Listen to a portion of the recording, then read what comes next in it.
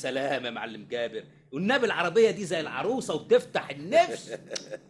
تعيش يا اسطى زقزوق. على الله. طلباتك بقى يا اسطى. زي العاده يا معلم.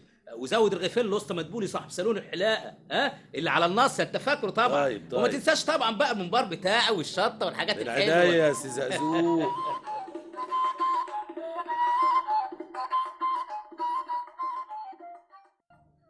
كويس الكلوب كده يا معلم جابر. الله ينور عليك يا اسطى، بس وحياتك تبدر شويه عشان الحق اجهز الشغل قبل الدنيا ما تليل. السلام عليكم يا معلم جابر. وعليكم السلام يا عم عباد. استنى، خد الرغيف ده اتعشى بيه.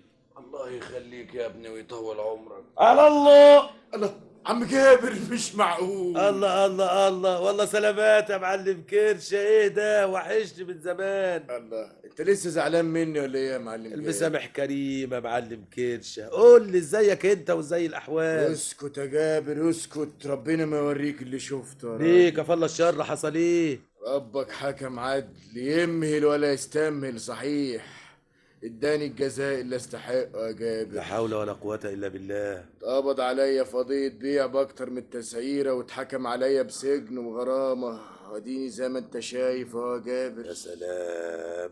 وناوي تعمل ايه يا معلم كرشه؟ تبت يا جابر وعرفت ان الله حق.